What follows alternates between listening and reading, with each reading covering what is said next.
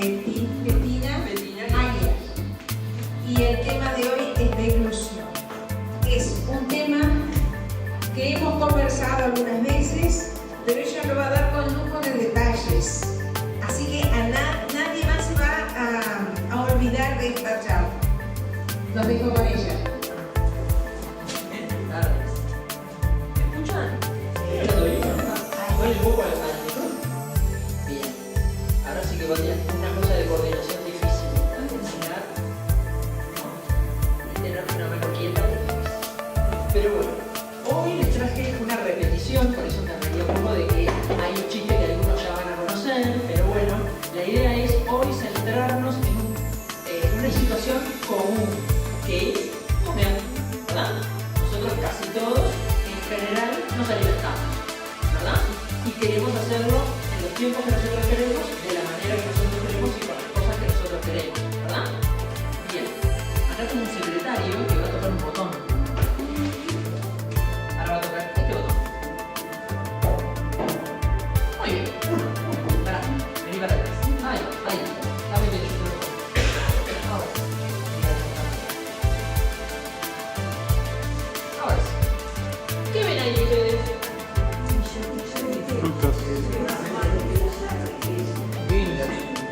Ay, no, muy bien.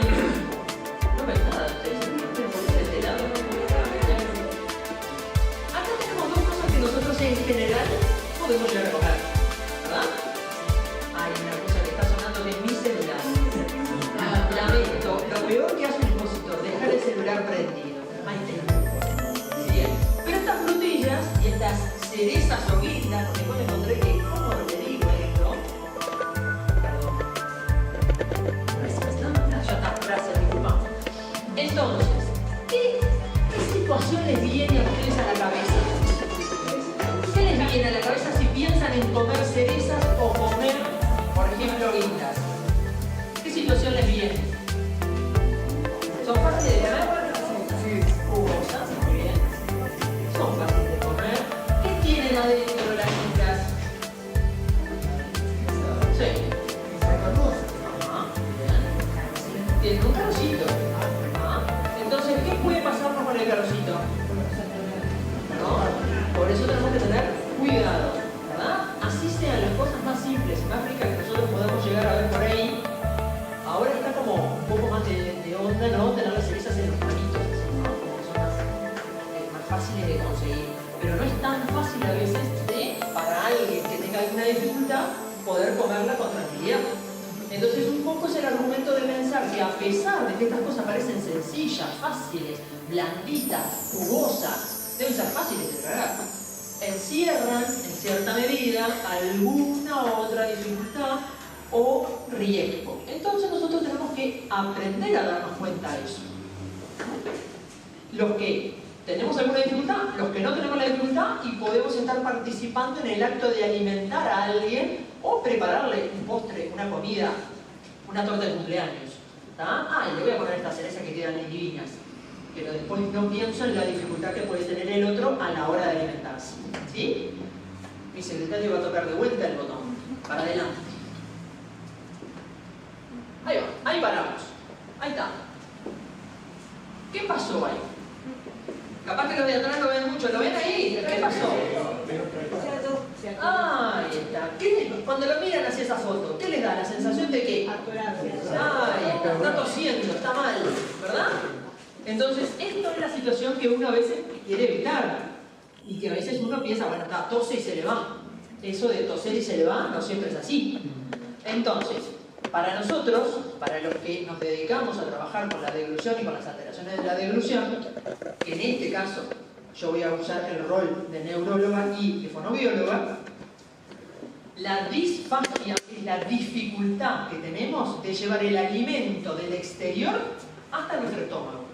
Todo aquello que altere mi captación del alimento, mi masticación, mi traslado desde el afuera hacia el adentro, en todas las etapas hasta que llegue el estómago, se llama disfagia.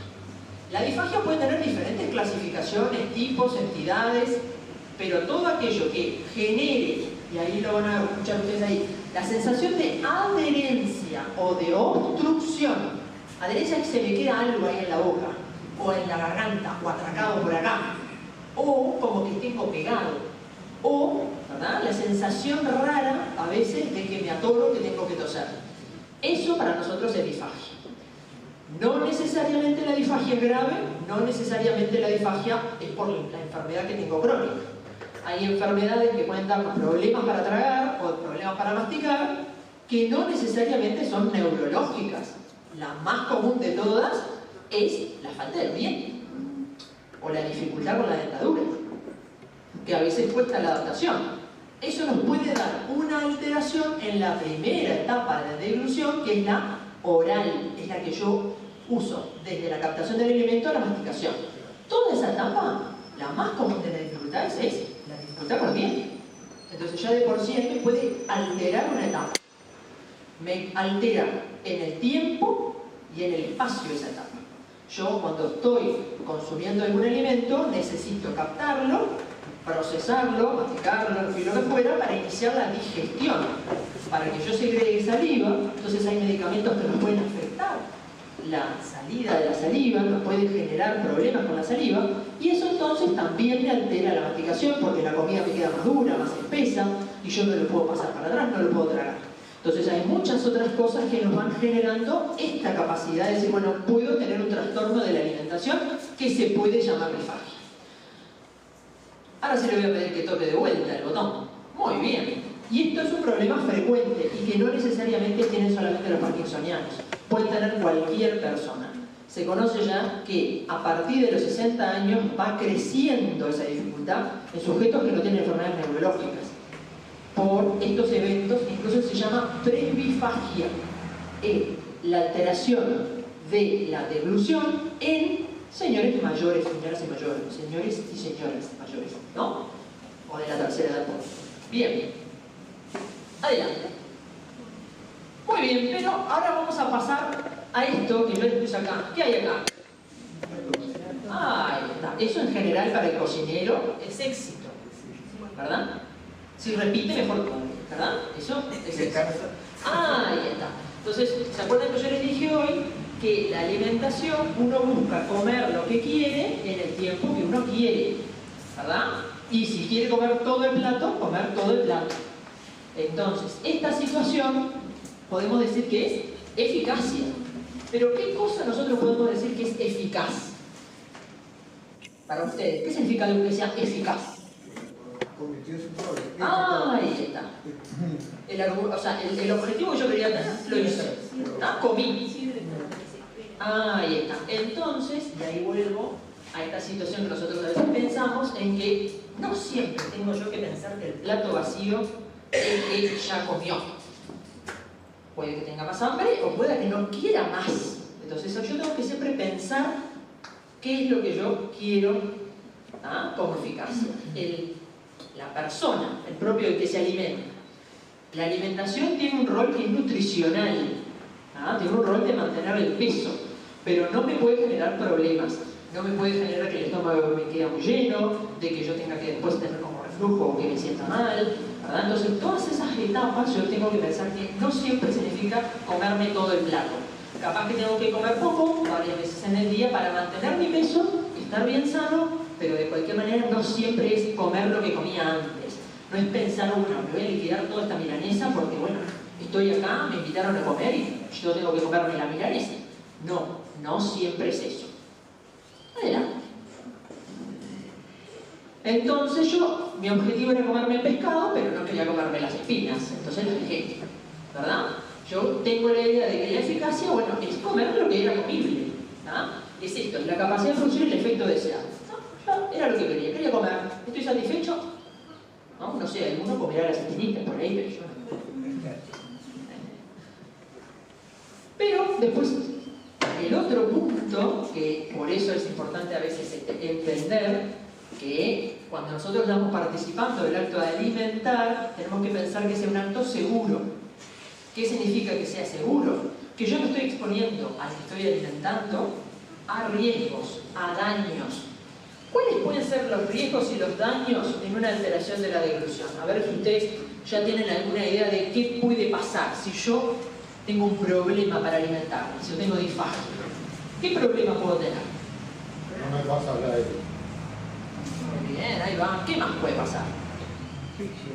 Asfixia, muy bien. ¿Qué más? Que me pinche Bien, ahí va. Algo que yo haya consumido que haya quedado mal, ¿verdad?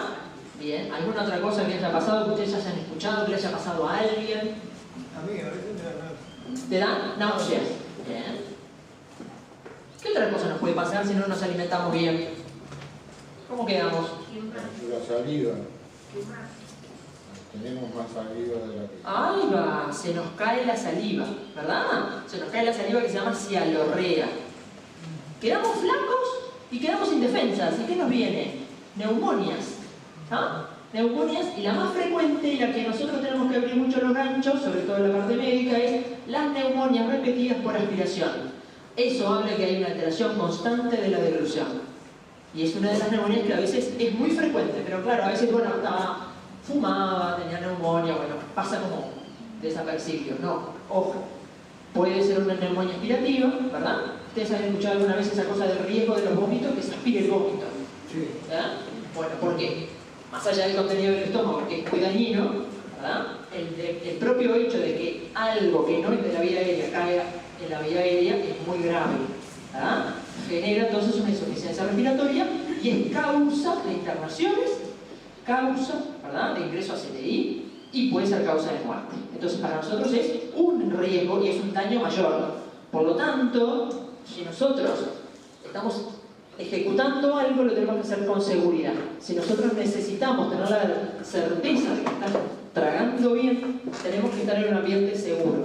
Un poco es el argumento de la charla, pensar que la alimentación tiene que ser un acto así de común, pero así de seguro, que no me genere o que no provoque un daño, ¿sí?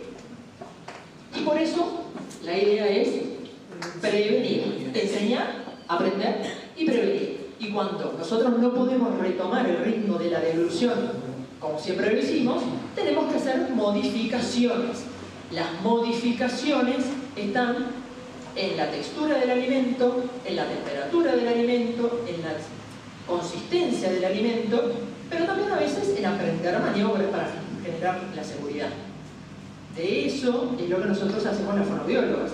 Trabajamos con cada uno de los individuos en ese objetivo, mejorar la seguridad y la eficacia de la deglución. Que coma todo lo que quiere, que lo coma en el tiempo que él pueda, pero de una manera segura. ¿Ah? Y esto un poco a veces es lo que no comprende el resto de la familia. Pretende que se coman los ravioles del domingo a la misma velocidad que lo hacían antes. Y eso no se puede. Ni el asado, ni otras cosas. ¿Verdad? Pero que si uno tiene ganas de comerlo. Entonces tener ese tiempo y esa certeza de que lo voy a poder hacer y lo puedo disfrutar. Muy bien, ahora otro botón. Pero bueno, la seguridad implica eso, ausencia de peligro o riesgo. Y también la sensación de confianza. Yo me siento confiado, estoy bien, estoy seguro que lo voy a poder hacer. O la persona que está ayudándome en esa tarea está segura, siento confianza en esa persona. Muy bien, adelante. Pero, ¿qué pasó ahí? Lo puse como para que piensen en que la comida, todo empieza desde afuera. ¿Ah? Nosotros empezamos ya con los ojos. ¿Ah? Porque él lo agarró pensando que estaba riquísimo aquello amarillo. Pero no siempre. Y a veces nosotros aprendemos mucho de que a veces se lo prueban este fenómeno. Pero bueno, la alimentación entonces implica eso. Implica captar el alimento. Yo puedo captar el alimento con mi propia boca, ¿verdad? Comerme la manzana como puedo comerla con los dientes o no. O puedo picarla, puedo rallarla. Pero yo si quiero comer la manzana la puedo comer. Este es el argumento de que la etapa más accesible de la deglución es la oral. Es la etapa donde yo empiezo a masticar. Y es la única que nosotros tenemos voluntaria. El resto de las etapas de la deglución no son voluntarias, son automáticas, suceden igual. Yo puedo modificar muy poco de las otras dos etapas. La primera etapa, que es la deglución, la etapa de la masticación, esa es la única voluntaria que yo tengo. Después el resto, a partir del reflejo de deglución, es todo automático, va sucediendo en función de eso. Uno más. Entonces, acá se ve un poco, pero yo le voy a explicar un poco para que ustedes lo vayan viendo. Yo me imagino, ¿verdad?, que me estoy mirando de costado, de acá. Estoy viendo la frente, la nariz, la boca, el mentón, ¿verdad? Si yo hago como que me corto un pedazo, ¿no?, voy a ver que el velo del paladar y el velo del paladar dividen la nariz de la boca, ¿no? Entonces, acá tengo nariz, acá tengo boca, acá hay una parte de hueso, ¿verdad?, que es el paladar duro, y acá hay una parte blandita, ¿verdad?, que es el paladar blando, que es donde está la campanilla, ¿verdad? Eso ustedes saben que se mueve, que separa la nariz de la boca. A su vez, si se acuerdan, que esto, que se llama velo del paladar, tiene como dos pilares, donde están las amígdalas, ¿no? Algunas veces ustedes se han enfermado la garganta y se les inflaman las amígdalas. Las amígdalas están entre los pilares del velo del paladar. Toda esa zona es la zona donde se gatilla la deglución, donde hay como una suerte de contacto de la comida y termina de suceder un fenómeno que es rápido, pero que es automático, que es el fenómeno de la deglución. El pasaje de la comida desde la boca a la faringe, que es la segunda etapa de la deglución. ¿Qué pasa acá? Hay una cosita que pusimos verde, yo no lo puse en realidad, la comida, pero bueno, es verde, que es el bolo alimenticio. Todo aquello que yo procesé en la boca, lo mastiqué, lo dejé como en una bolita y lo pongo arriba de la lengua y lo mando para atrás. ¿Sí? Llega a contactar la parte del velo del paladar con la parte de los pilares y eso hace que suceda un mecanismo automático donde se cierra la glotis, se eleva la laringe, se tapa la epiglotis acá y pasa el bolo alimenticio desde la boca a la faringe. Después, en la tercera etapa, se abre acá lo que es el cricofaringeo, que es un músculo que cierra la faringe respecto al esófago y pasa al esófago. Esa sería la tercera etapa de la deglución. Todo eso ya va solo. Yo no lo tengo que pensar, sucede, yo no lo puedo parar. Después que pasó lo que se llama el istmo de las fauces, ¿no? El istmo de las fauces es donde está, por decir una manera, la campanilla y la base de la lengua, ¿no? Cuando nosotros nos miramos hacia el espejo y vemos allá atrás, ¿no? Eso es una etapa donde pasó a la otra etapa y ya ahí no la puedo agarrar, se fue. Por eso nosotros decimos que esto se llama encrucijada, porque se cruza la vía aérea con la vía digestiva. Hay una parte, ¿verdad?, que va al aire, que es la nariz, de la nariz pasa a la rinofaringe, de la rinofaringe pasa a la orofaringe y después pasa a la tráquea. Eso hace un circuito, pero la comida hace otro circuito. La boca, la orofaringe y después la faringe a el esófago. Eso hace que esas dos vías se crucen.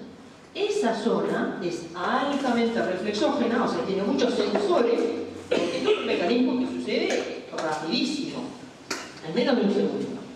Entonces, nosotros, esa situación es donde se da el mayor problema para tragar.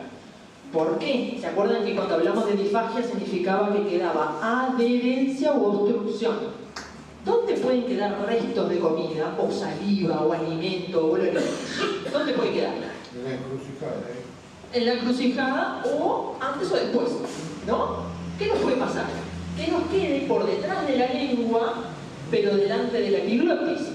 Ese lugar se llama valécula. Para nosotros, ustedes no se van a acordar los nombres, no se preocupen, pero para nosotros implica hacer un ejercicio en particular para mejorar eso. Pero la sensación es que queda atrás de la lengua ahí. Y no lo puedo sacar, porque no vomito, no sale de ahí. Es un problema. Este espacio nosotros decimos que es virtual, ¿por qué? Porque no está hasta que cae algo ahí. Cuando cae algo se llena. Es detrás de la lengua, pero por delante de la epiglotis. Y eso para nosotros es un riesgo de penetración o de aspiración, porque queda ahí a destiempo, el alimento ya pasó, pero quedó un poquito ahí, y eso hace que se pueda caer a otro momento en la vía aérea. Entonces nosotros tenemos que tener cuidado en esos episodios. Por eso nosotros le preguntamos, ¿dónde siente usted que le quede atrancada la cosa? A veces le puede quedar como acá, con la mitad del pecho. Eso es en el esófago. Pero cuando queda acá, que quedan ahí como medios raros y que no quedan con tos, que tienen la sensación de atracado pero que no sale de ahí. ¿Tá? Esto, en general, requiere en cierta medida otra intervención, otro tipo de ejercicio. La otra situación es que el alimento, la saliva nomás, caiga a la vía aérea. Pero la vía aérea tiene doble protección. Tiene el cartílago que se llama epiglotis, ¿sí? Que es el que hace de tapa superior. Tiene las cuerdas vocales y las falsas cuerdas vocales. Entonces tiene como dos puertitas que en cierta medida se cierran hacia la línea media, como si fueran dos puertas en la línea media, pero en un sentido horizontal. Entonces, si yo estoy sentado derecho en la mesa, en general eso se cierra así y no va a caer. Si cae comida, me la tapa, me la obtura, ¿no? me la agarra, por decir una manera. Y entonces yo que voy a tener la sensación de toser, o lo que le pasaba al chiquito cuando yo le mostré ahí, está sacando, o la voz queda como borboteante. Entonces, lo que nosotros hacemos para prevenir es enseñar maniobras para sacar cuerpos extraños de la vía aérea, para, por ejemplo, mejorar la tos, para mejorar la fuerza de la tos. ¿Por qué? Porque eso previene, ayuda a salir del problema. Pasa que después vamos a volver a este esquema, pero ahora vamos a adelantar. Bueno, pero la disfagia entonces en los pacientes que tienen Parkinson es una patología que nosotros tenemos que ir a buscar rápidamente, tenemos que pensar que puede existir y por eso nosotros estamos en búsqueda de esto. No pensar que es una complicación tardía, que no lo va a tener todavía, que no nos vamos a preocupar. No, pensar siempre en la consulta y buscarla, efectivamente. Si no tiene, genial, mejor para nosotros. Si no, rápidamente aprender a hacer los ejercicios. Si te cansás, me avisás. Y entonces, ¿por qué sucede la alteración de la deglución en el paciente parkinsoniano? A ver, ¿qué piensan ustedes que puede pasar? Yo hasta ahora estuve hablando de cosas que son como más bien mecánicas, ¿verdad? Hasta ahora. ¿Qué puede pasar? ¿Qué es lo que puede pasar que determine la alteración de la deglución? Hoy los estoy haciendo pensar. Dale. Ahí va. ¿Por qué sucede eso? ¿Por qué supones? Exacto, muy bien. Y es que no es lubricado, no transcurre rápido. ¿Viste? Exacto. ¿Y qué pasa? No transita, no camina, no genera saliva, porque en general y habitualmente hacemos restricciones dietéticas a veces de sal y eso también contribuye a no segregar saliva, entonces hace que la comida quede con menos viscosidad. La viscosidad en el alimento, la humectación del alimento hace que yo pueda tener más seguridad. Cuando nosotros tenemos una dificultad motora, como es la enfermedad de Parkinson, hay una disminución de los movimientos. Acuérdense que estuvimos hablando de que la etapa oral es la etapa voluntaria. Entonces, la única que yo tengo acceso a modificar o a entrenar. Entonces, yo necesito tener ese entrenamiento y poder hacerlo. La rigidez y la disminución de los movimientos es lo que me provoca la disfagia. Lo que hizo acá el compañero, la caída de la saliva, la cialorrea. Es frecuente que nos digan, es porque se produce mucha saliva. No, es que nos pasa que tragamos menos. Nosotros normalmente tenemos que estar acostumbrados a tragar frecuentemente y nos pasa que tragamos menos. Eso es lo que nosotros tenemos que cuidar a la hora de pensar cuando alguien tiene un fenómeno de alteración de la deglución, qué es lo que tenemos que hacer. Muchos de ustedes quizá le han recomendado usar Sarotex, porque el Sarotex genera una, en cierta medida, disminución de la secreción de la saliva y le saca la cialorrea. Cosa que para nosotros también hay que pensarlo en cuánto es el beneficio, porque sacar mucha saliva tampoco es bueno. ¿Ah? Esto es una primera aproximación al tema, no significa que hoy se tenga que ir con todo en la cabeza, pero es para empezar a pensar. Pero entonces, acá yo puse la rigidez y la resiliencia es uno de los fenómenos que explica un poco la patología de la deglución. Ahí va. ¿Otro? Dale. Porque volvió para atrás.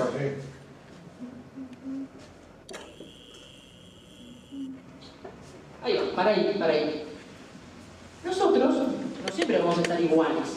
nosotros podemos tener síntomas que tienen que ver cuando estamos bien, que tenemos la medicación, ¿verdad? Que tomamos la medicación y estamos en lo que nosotros decimos off y on, ¿no? Estamos prendidos y estamos bien. Pero también podemos tener lo que nosotros conocemos como discinesias, movimientos tipo Corea, ¿verdad? Y eso también nos genera que el eje corporal no esté bien. Entonces nos vamos a tragar de la misma manera. O a veces puede pasar que yo tenga una distonía, que es un movimiento permanente, ¿verdad? De torsión, ¿no? Entonces todas esas dificultades que se agregan a la inclusión de los movimientos, a la rigidez, se agregan y me pueden provocar.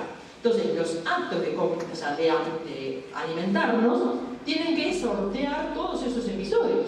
Que estoy bien con la medicación, que me tomé el remedio y aparte que no tenga ninguna de estas otras cosas. Porque si no, también estoy en esta situación de que no me puedo alimentar con libertad. Otro tinguiñazo ahí. Muy bien.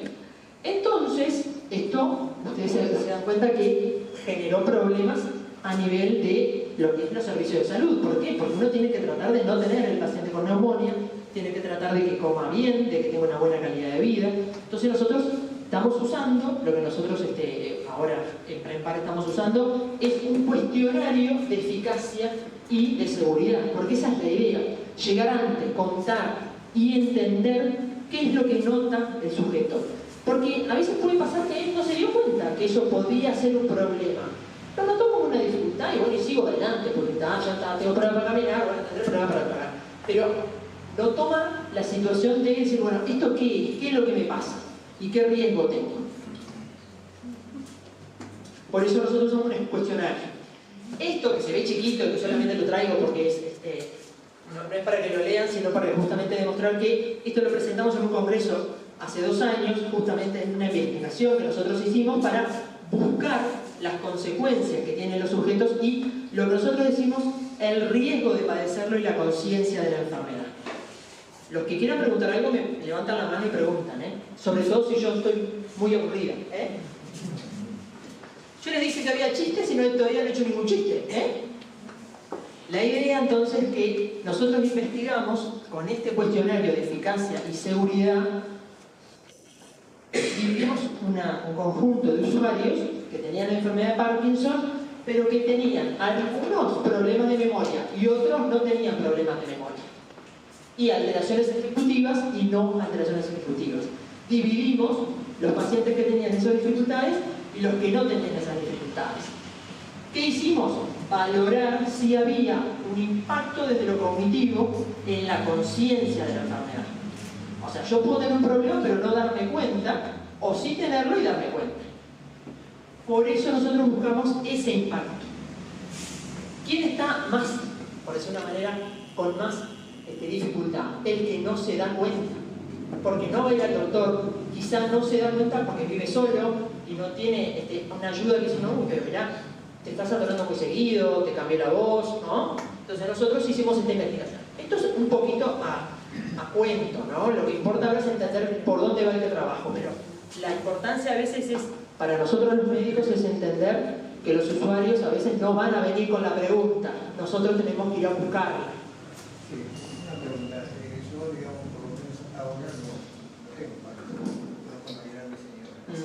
Pero sí, el tema porque yo desde hace 8 meses aproximadamente comencé a tener dificultades. Bueno, yo estoy muy, digamos, médico, seguido, y el único más o menos, el único diagnóstico que yo no creo que a ese caso, perdón de todo los médicos, que como tengo reflujo, dice que suben los chakras, etc. Yo no estoy seguro. No sé si es verdad.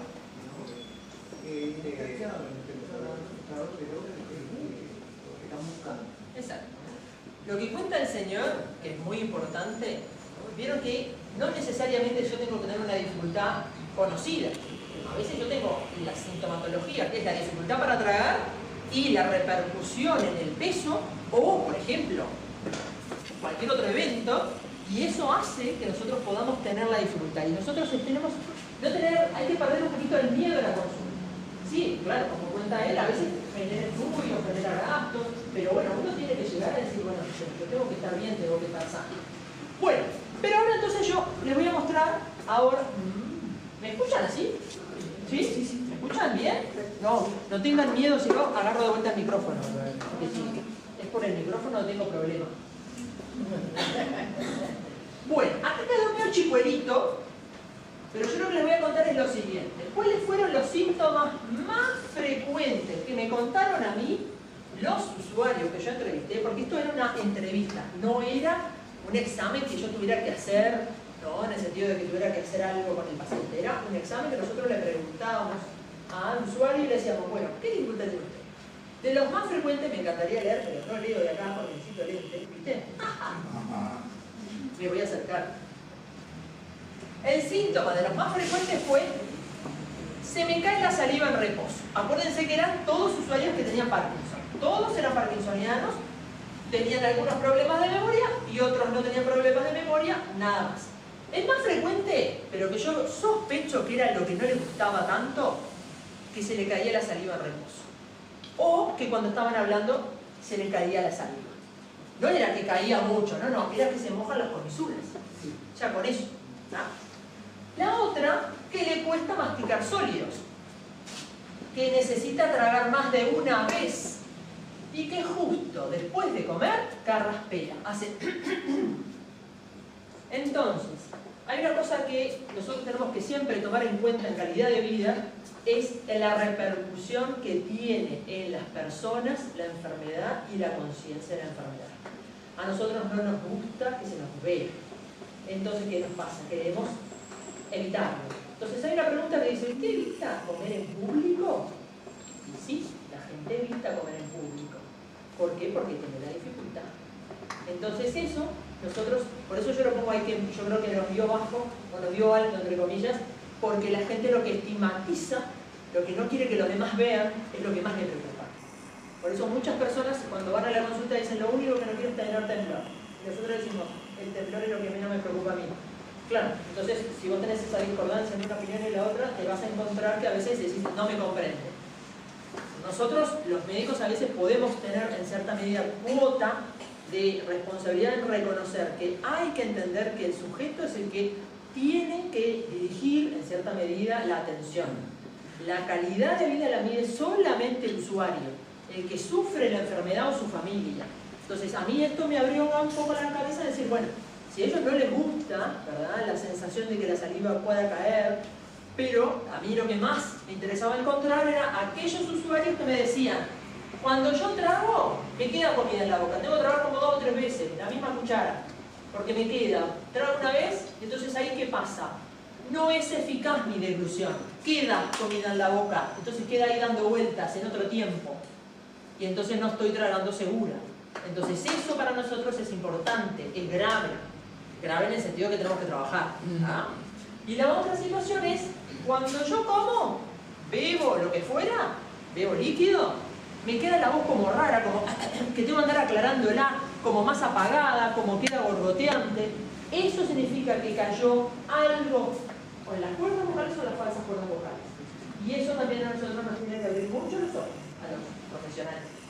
A ustedes también, por supuesto, pero me refiero en el sentido, dale un piquiñazo. Entonces, ¿se acuerdan que yo hice 2 grupos? ¿Verdad? Esos 2 grupos, hay 2 colores ahí. ¿Qué colores hay? Bien. El que está acá, el grupo 1, es uno de estos que yo les había dicho que tenía la dificultad con la memoria. Y el otro es el grupo que no tenía dificultad con la memoria. Ustedes ven ahí que están todos parejos. El rojo y el celeste están parejos. Todos tenían disartria en cierta medida. Todos tenían dificultad para hablar. Reconocían que la voz no le tenía normalidad. ¿Verdad? Que tienen dificultad en la pronunciación de algunos sonidos. Ustedes ven que, salvo el primero que tiene menos, ¿verdad? Que hay más, a ver, es más con sí, no tenían disartria.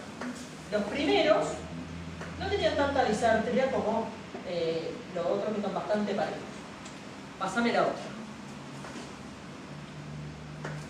¿Cuáles habían hecho rehabilitación? ¿Cuáles habían hecho speech therapy? Es la fonobiología. Está copiado del póster y está en inglés. Disculpen porque no lo hice en español, como era para un congreso lo puse ya directo. Este grupo había hecho trabajo de fonobiología. Este grupo estaba parejo, algunos sí, algunos no. La otra. Y entonces, acá yo me preguntaba cuál tenía conciencia de disfagia y cuál no. ¿Verdad? Entonces ahí en el grupo 1 y en el grupo no. Me parece que lo dice cambiados. El grupo 1 es el que no tiene las alteraciones, el grupo 2 es el que tiene alteraciones de memoria. Porque es lo que nosotros vemos. Hay un grupo que no reconoce la dificultad de la deglución. Y entonces nosotros ahí es lo que nosotros tenemos que entender, que tiene riesgo. Es el grupo que tiene riesgo, porque si no tiene conciencia, yo tengo que enseñarle eso, tengo que enseñarle a darse cuenta que esa dificultad, uno puede decir, bueno, sí, tendría que también ver si tenía la dificultad. Claro, es a partir de ahí, a partir de que yo capto. Por eso el Disfagia Park, lo que hacemos nosotros es hacer como la pesquisa. Porque nosotros, por ahí ustedes alguna vez han escuchado el screening. El screening significa aquello que nosotros estamos buscando. Es decir, bueno, en todos entonces busco algo. ¿Quién tiene acá el año terminado en 2? ¿Vos tenés el año terminado en 2? ¿Tu año de nacimiento termina en 2? ¿No? ¿Cuáles terminan en 2 acá? Levanten la mano a ver. ¿Quién nació terminado en 2? ¿Pasó poco? Doble 2. ¿Doble 2? Mira. Pero el año... No. Ah, por eso, no termina en 2 el año. Yo te pregunté, ¿cuál de la cuestión acá nacieron en un año terminado en 2? Nada, es un juego. Es un juego porque yo lo que estoy haciendo es ver que si yo busco, encuentro algo. ¿Verdad? ¿Sí? Yo lo busco, lo voy a encontrar. Capaz que encuentro más que nacieron en noviembre. ¿Quién nació en noviembre? No hay nadie.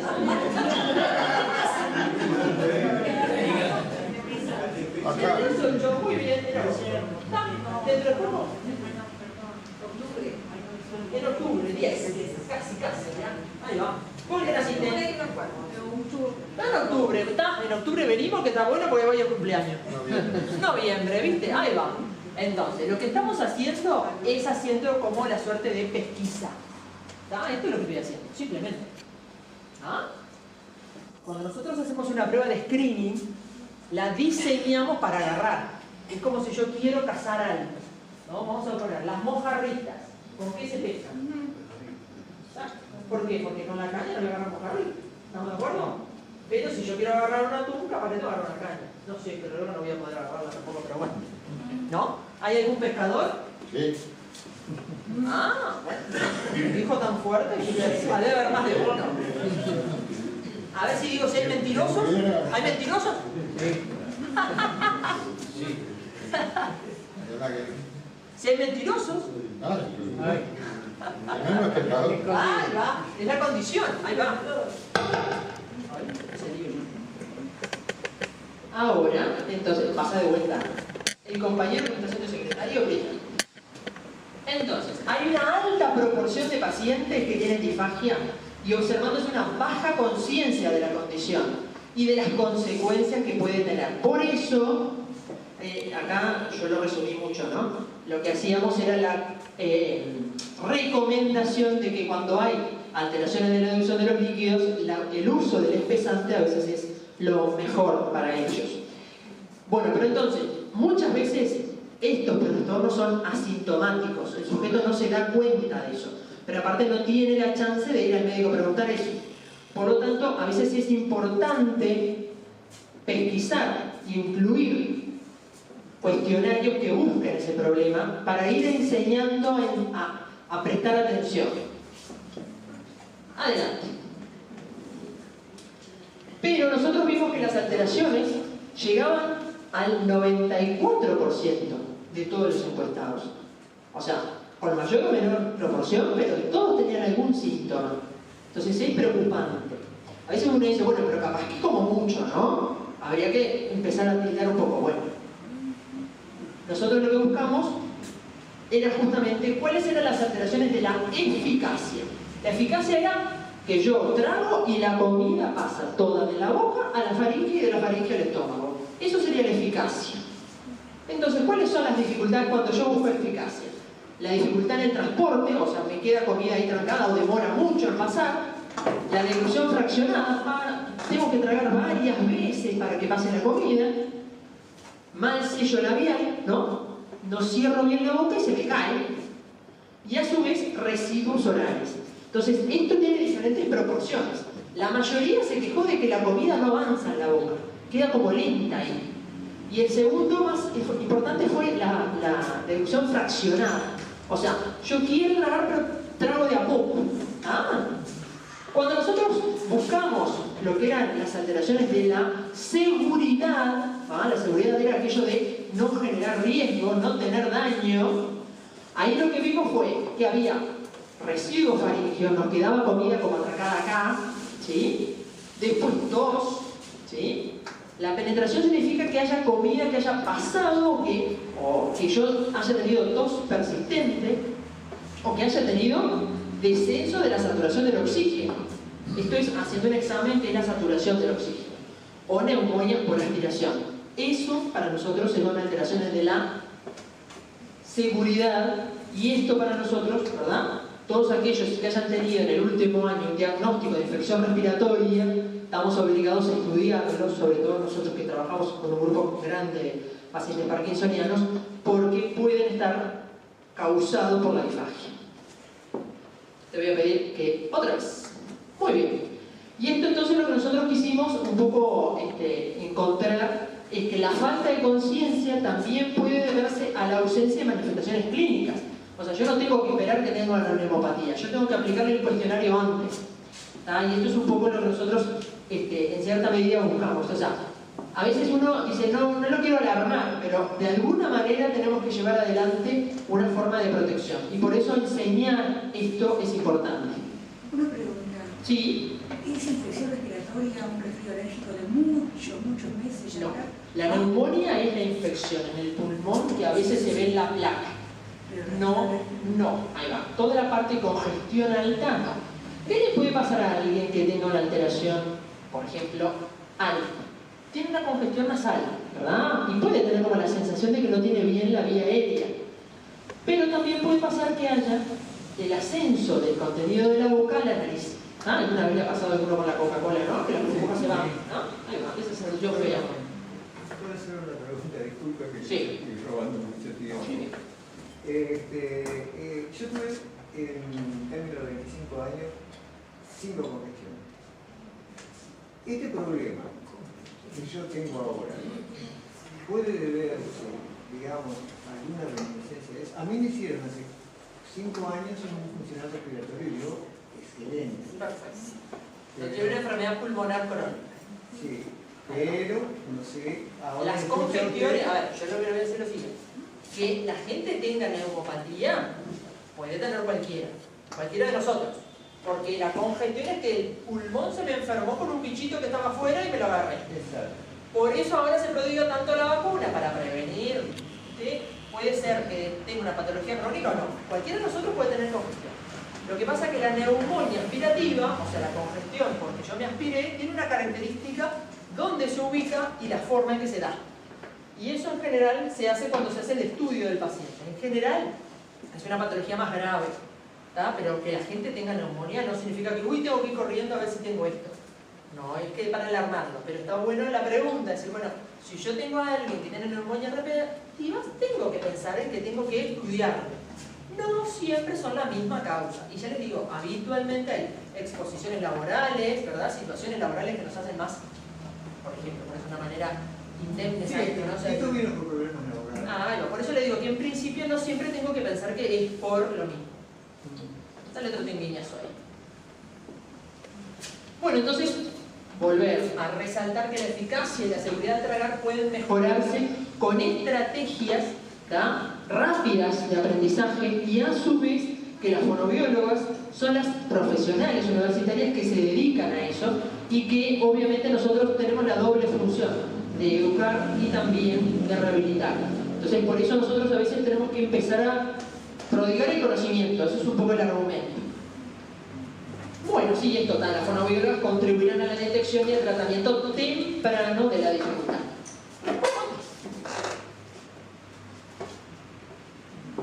Bien, yo les dije hoy que todos somos adaptables. ¿tá? Si yo tengo una dificultad y esa dificultad se va a quedar conmigo o me va a acompañar porque es la manifestación de la enfermedad, yo también tengo que llevar cosas adelante. No se termina la comida, se termina la posibilidad de comer como lo tenía antes al plato.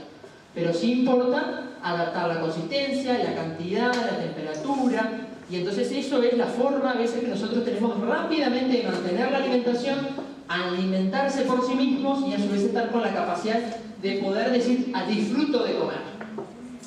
Uno de los trucos más fáciles, ya sigo contigo, es cuando estamos con dificultad para tragar o cuando tenemos uno de los reflejos un poco más lento, es comer algo frío o algo ácido o agua con un poquito de limón, que eso nos mejora el reflejo deglutorio y nos adelanta la deglución, nos mejora el ritmo de la deglución. No significa eso que no haya que masticar bien la comida o procesarla suficiente. ¿Qué ejercicios hay? Bueno, hay varios. Eso ya tiene otro precio. Te probando, ahora te digo. Yo lo que pasa es que no quise cargar la presentación con todas las maniobras porque si no es como muy aburrido. Dale tinguiñazo que a ver, capaz que tenemos otra. Bien, seguí nomás porque es la misma. Se ve que puse la misma. Bien, entonces el acto de alimentarse tiene, aparte de la función nutricional, tiene una función social, de integración, ¿verdad? Y eso es lo más importante. Nosotros lo que importa, y sobre todo lo que somos muchos familiares, importa es participar, estar presente. Eso de que tengo que comer aparte, o tengo que comer antes, o comer afuera, o comer en la cocina, porque no, eso no se tiene que tolerar, no tenemos que ser tolerantes a eso. Tenemos que el sujeto se alimente cuando quiera, pero que también tenga ese carácter social importante. Muy bien. A ver si tenemos... Muy bien. Como puntos a recordar, vos que querías ahí algún ejercicio. Mantener una buena postura al comer. Significa que yo tengo que sentarme a la mesa en la mejor manera que yo tengo, pero de cualquier manera capaz que la mesa la tengo que adaptar a mí. ¿Ah? Eso es importante. Yo tengo que estar enfrentado al plato, cómodo, apoyado, ¿verdad? Para comer alineado. Cuando yo me enfrento, o sea, poner poca cantidad de comida en la mitad de la lengua, que eso es donde mejor procesa. O sea, si yo ya mastico bien, después coloco el bolo alimenticio en la mitad de la lengua y tragarlo mejor. Y a su vez, cuidar la consistencia de los alimentos. Pensar que si yo tengo mucha dificultad o me canso cuando mastico, tengo que poner cosas que sean fáciles, bien cocidas, bien blanditas. Como técnica, aquellos que tengan dificultad con la saliva o que se caiga la saliva, cuando están quietos o tranquilos en casa, hay un truco que es pensar en el espagueti. Cuando nosotros comemos el fideo, ¿no? Succionamos acá. Y eso contribuye a mejorar que no se nos caiga la saliva. Pensar en eso y tratar de controlarlo. Pase adelante. No te voy a hacer ejercicio. Pase adelante aquí. Ahora sí, otro. Esto se terminó la charla acá, pero les voy a poner un chiste. Un chiste no, es una cosa. A ver, ¿quién es el señor que les puse yo ahí? Les pasaron el chiste. Me parece. Acá hay una descripción que ya está publicada, o sea, en el sentido hace mucho tiempo. Cervantes, porque no se lee, por supuesto, Miguel Cervantes Saavedra nació en Alcalá el 29 de septiembre de 1547, pero murió en Madrid el 22 de abril de 1616. Fue soldado, novelista, poeta y dramaturgo. Y entonces, en uno de esos relatos que él hizo, dice: este que aquí veis, por él, de rostro aguileño, de cabello castaño, de frente lisa y desembarazada, por no decir pelada, de alegres ojos, de nariz corva, aunque bien proporcionada, las barbas de plata, que no 20 años que fueron de oro, o sea, parece que era rubio, los bigotes grandes, la boca pequeña, los dientes ni menudos ni crecidos, porque no tiene sino 6, y eso mal acondicionados y peor puestos, porque no tienen correspondencia los unos con los otros. Le faltaban los dientes y estaban un poco torcidos. ¿No? Cosa frecuente que ya hay mucho más. No, voy a presentar a dos personas, que son acá dos compañeras que me están acompañando, que son una Ivana y otra Yanina, pero vengan por acá porque yo ya hablé.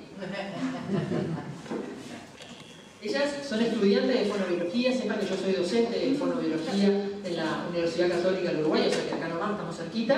Y bueno, un poco los que me conocen de Prempar saben que en Prempar obviamente realizamos un trabajo que tiene que ver con la Universidad de la República, que es la otra universidad, y entonces un poco era para que vean que nosotros la idea es seguir trabajando y llevar adelante el conocimiento y acercar las técnicas a todos. Por eso un poco lo que nosotros hacemos ahora es ir llevando el conocimiento y ofreciendo la ayuda a todo lo que ustedes necesiten. Yo acompaño acá a Janina y a Ivana porque ellas dos este año eligieron como tema, para que yo te doy la mano, yo te doy, como tema trabajar con usuarios que tengan la enfermedad de Parkinson en dos aspectos diferentes.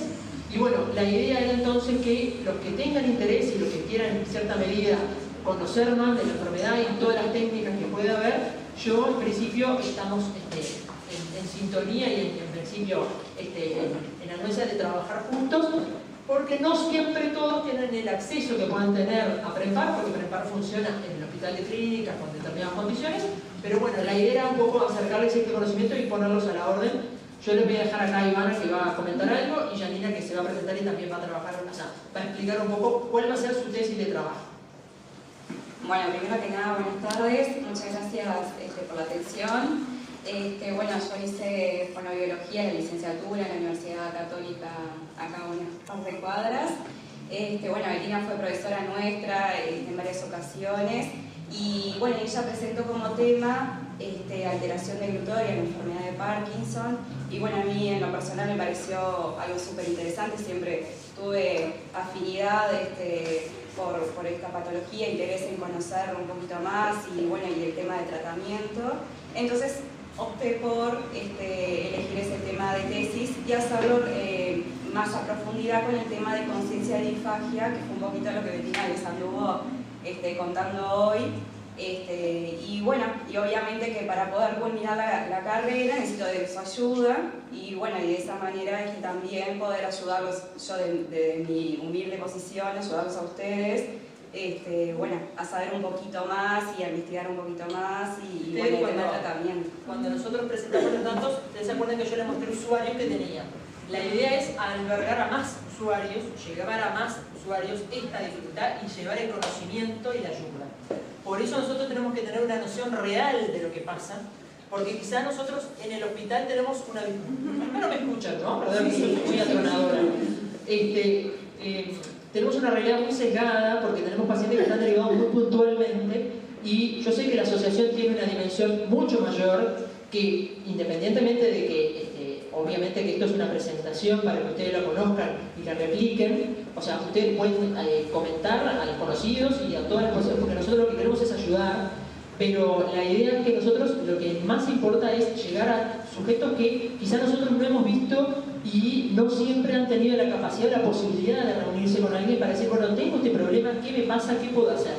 Un poco es eso, nosotros a partir de conocer la realidad podemos en cierta medida ejecutar otras cosas.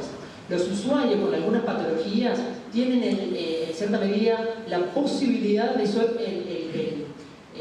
el órgano fiscal, por decir una manera. Es decir, bueno, ¿están haciendo las cosas porque las necesitamos o porque quieren nomás? Entonces es bueno acercar a veces la posibilidad de decir, bueno, ¿qué necesitan ustedes? Nosotros siempre necesitamos que el usuario en cierta medida nos demande lo que necesita. No siempre esperar que el doctor va a venir con la varita mágica y diseñar las cosas. O no siempre se van a dedicar a eso. Perdón que no habíamos terminado.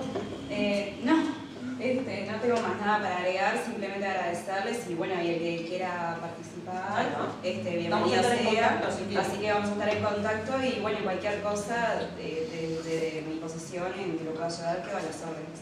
Janina ahora se presenta y ya doy dos preguntitas, perdonen que así hacemos el... Bueno, sí, mi nombre es Janina, yo también estoy por terminar la carrera de fonobiología, me queda el trabajo final y elegí también trabajar dentro de la enfermedad de Parkinson, pero en vez de lo que ella va a hacer, que es de inclusión, yo me voy a centrar en la parte de comunicación.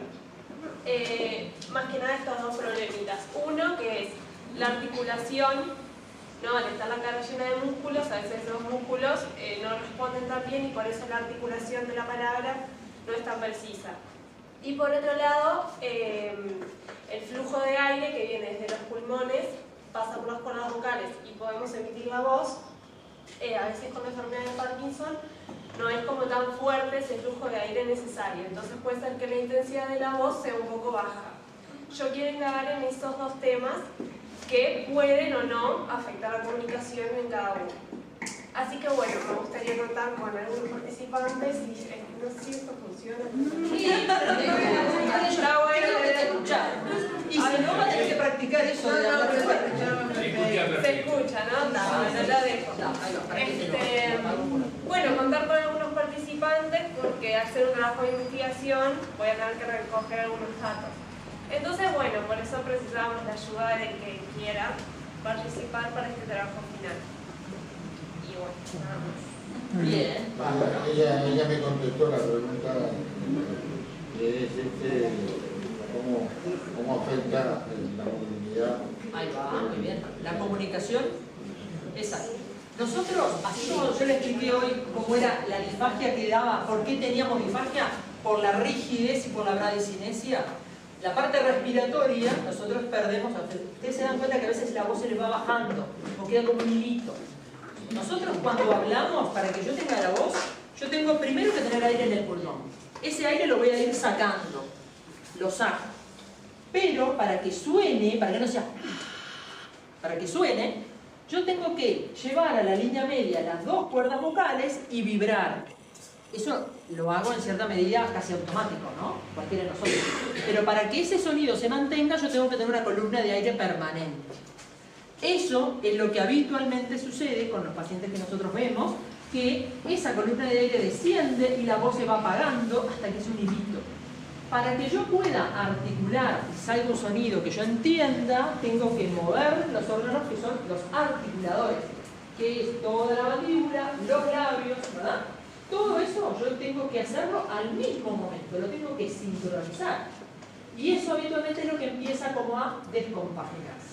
Cuando nosotros definimos disartria, ustedes se acuerdan que yo les mostré hoy que había unos usuarios que tenían disfagia y unos usuarios que tenían disartrias.